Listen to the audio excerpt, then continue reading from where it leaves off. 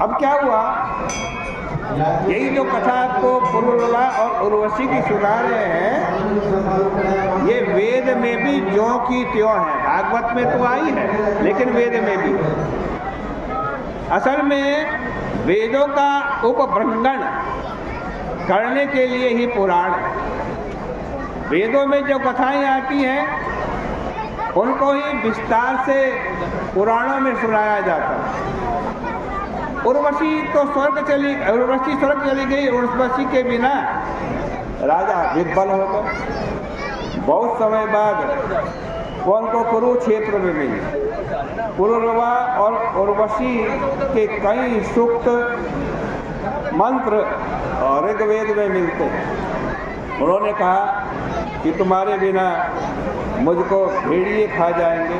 उर्वशी ने उत्तर दिया कि देखो, तुम स्त्री पर कभी इतना विश्वास नहीं करना, धैर्य धारण करो, मेरे लिए रो मत। अरे स्त्री किसी की मित्र नहीं होती है, वो बहुत साहसी होती है। थोड़ी सी बात के लिए पति और भाई के ऊपर भी प्रहार कर देती है, अतः सौहार्द को छोड़ देती है, नए नए पुरुषों को चाहती है। अच्छा, 1 बरस के बाद तुम मुझको मिल लेना। इसके बाद पुरुरवा उर्वशी को गर्भवती जान करके अपनी पुरी में चले गए। फिर 1 वर्ष बाद कुरुक्षेत्र गए और वहाँ एक रात उर्वशी से मिले। उसके पश्चात उर्वशी की सलाह से पुरुरवा ने गंधर्वों का यजन किया। गंधर्वों ने उनको एक अग्नि थाली दे दी।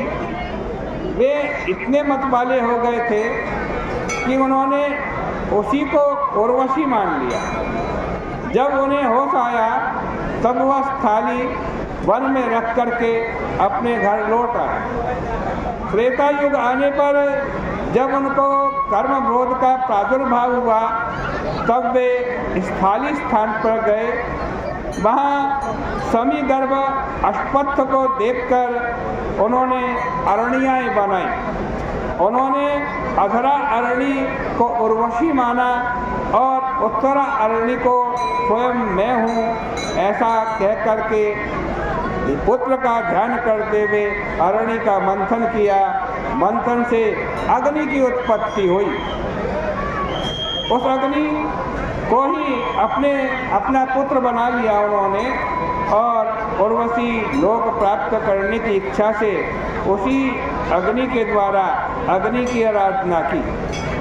परीक्षित, आदि सतयुग में केवल प्रणव माने ओंकार रूप में ही वेद था। उसमें ही सारी वाणी समाई भी थी। एक नारायण ही देवता थे, एको अग्निवर्ण एवच। अग्नि भी एक और हंस नामक वर्ण भी उस समय एक था। परीक्षित, वेद के प्रारंभ में पुरुरवा से ही वेदत्रयी की उत्पत्ति हुई।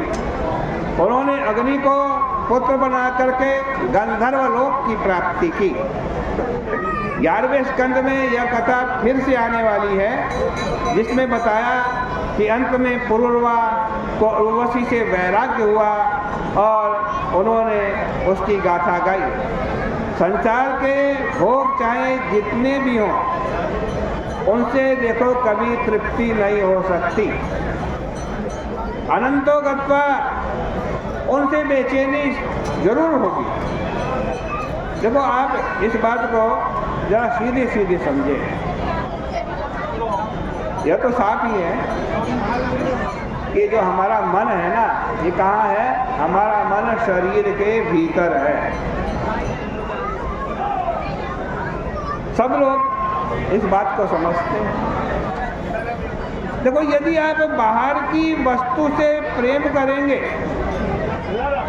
तो उसमें अपने मन को जोर जबरदस्ती से लगाना पड़ेगा। आप जरा विचार करो, जब नींद आ जाती है तब जितनी दुनिया की वस्तु जिनसे आप प्रेम करते हो उनको छोड़ करके फिर अपने भीतर लौटना पड़ता है। चाहे दुनिया में कोई कितना भी प्यारा क्यों ना हो, वह सुसुप्ति के समय छूट ही जाएगा। उसको छोड़े बिना विश्राम नहीं मिलने वाला। आपको निश्चित रूप से यह समझ लेना चाहिए कि यदि आप ऐसी किसी चीज़ से प्रेम करेंगे जो आपके हृदय में नहीं है, हृदय से बाहर है, तो वह छोड़नी पड़ेगी ही। और जब छोड़ोगे तो बेचैनी होगी। बिना उसको छोड़े आप शांति से सुख से शयन नहीं कर सकते। किंतु यदि आप अपने हृदय में रहने वाले अंतरात्मा नारायण से प्रेम करेंगे, अपने आप में बैठेंगे, तो शांति से रहेंगे। यदि आप अपने आप को अपने हृदय में रहने वाले अंतर्यामी नारायण को छोड़ करके बाहर की किसी भी वस्तु से प्रेम करेंगे, तो भाई वहां से पीट पीट करके भगाए जाएंगे। भले ही बाहर वाली वस्तु का नाम कुछ भी हो, सुसुप्ति में छोड़ना पड़ता है।